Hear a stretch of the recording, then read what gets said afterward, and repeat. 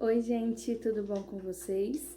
Hoje a nossa aula é de ciências, certo? Vocês lembram que a última aula a gente viu um pouco sobre a estrutura da Terra? Então, hoje a gente vai ver alguns fenômenos que ocorrem por conta do manto. Para isso, vocês vão abrir o livro de vocês na página 209 e a gente vai falar um pouquinho sobre vulcão. Mas o que são os vulcões? Eles são elevações ou montanhas formadas após as erupções, por onde sai o material pastoso presente no manto terrestre. Esse material pastoso ele é chamado de magma e posteriormente ele vem ser chamado de lava. E aí ele é dividido em três partes, o vulcão. Eu vou deixar uma imagem aqui para que vocês possam ver. Essa primeira parte mais abaixo, que é chamada de câmara magmática, lá é formado o magma, né, que é a lava, e essa lava ela é composta por rochas derretidas, certo? Então, em determinadas condições de temperatura e pressão, parte desse magma acumulado ele é forçado a ir para a superfície e ser expelido através das aberturas na crosta terrestre. E isso é que vai formar o vulcão. Então, ao chegar à superfície terrestre, o magma passa a ser chamado de lava. Enquanto ele ainda não ultrapassou a superfície terrestre, ele é chamado de magma, que, relembrando, é composto por rochas derretidas, ok? E aí também tem uma informação importante que, após essa lava esfriar, o magma, ele forma as rochas, certo? Na página 214 do livro de vocês, ele vem ensinando passo a passo de como fazer um vulcão. É muito legal, eu indico muito que vocês façam em casa agora nessa quarentena, né? Se vocês não tiverem como comprar argila, vocês podem fazer só a parte de dentro da lava, que já é um experimento bem legal. E aí vocês vão precisar de vinagre, corante e bicarbonato de sódio, tá certo? E tem todo o passo a passo.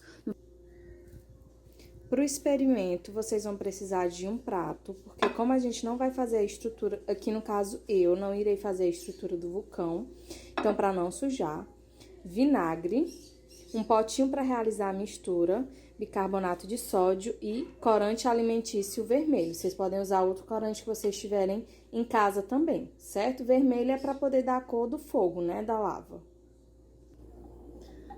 Lembrando que no livro de vocês, na página 214 e 215, tem falando sobre esse experimento, certo? Então, vamos lá. Coloquei aqui o potinho onde eu vou realizar a mistura e eu vou colocar o vinagre.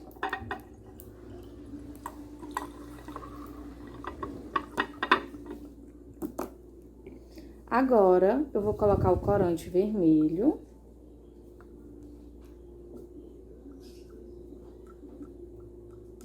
Botar bastante para ficar bem vermelhinho.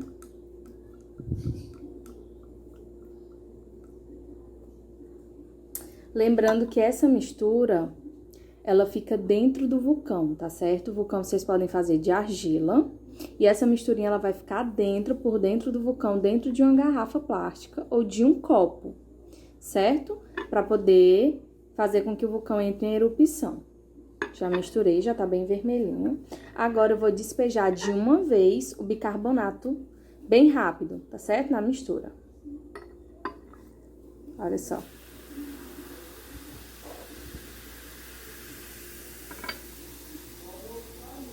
E aí, quanto mais bicarbonato vocês colocarem, mais vai borbulhar, tá certo? Essas borbulhas aqui, a gente já aprendeu, né? Que a gente já fez outra experiência lá na escola, que são o quê?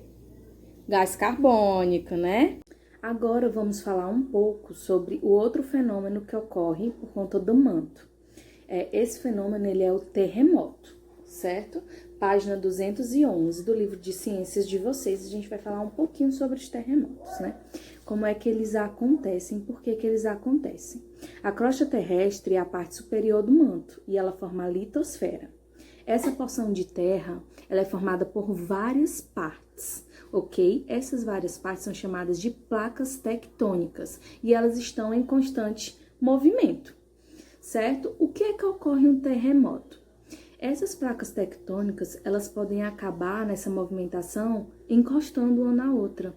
E quando elas encostam uma na outra, elas acabam promovendo um impacto, e nesse impacto é gerado um terremoto. Eu vou explicar melhor para vocês. Reparem nessa imagem. Os terremotos, eles podem ser de diferentes intensidades, certo? Então, supomos que aqui temos 3 placas tectônicas, ok? Nesse pedaço de terra. Então, elas estão em constante movimento.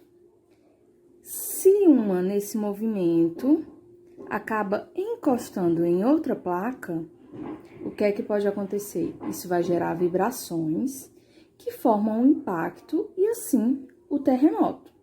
Alguns são mais fortes, outros já passam despercebidos, certo? Algumas placas, elas tanto se encostam todas, como elas também podem ir se distanciando. Isso também causa vibrações, ok?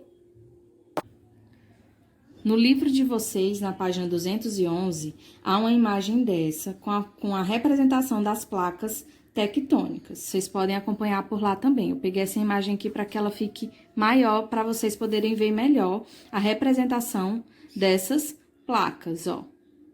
Certo? Então, há várias placas. Aqui o Brasil. A pergunta é, por que no Brasil não acontecem terremotos tão intensos? Porque a gente sabe que em algumas regiões acontecem, mas são pequenos tremores.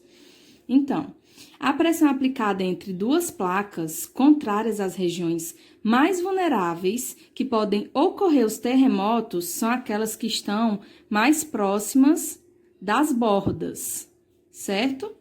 Então, os países que estão mais próximos às bordas dessas placas, é lá que vai acontecer os maiores impactos, então, os maiores terremotos. E se vocês repararem, o Brasil, ele está situado no centro de uma placa. Agora que a gente já aprendeu um pouco mais sobre o vulcanismo e os terremotos, vocês vão fazer a atividade do livro de vocês da página 209 e 213. Lembrando que ao fim de cada módulo, ou seja, do 3º capítulo, há uma revisão. Então, são questões extras que vocês já podem ter feito algumas em sala. Caso vocês não tenham feito tudo, vocês podem fazer essa revisão do capítulo, certo? Até a próxima aula, gente. Tchau! Fique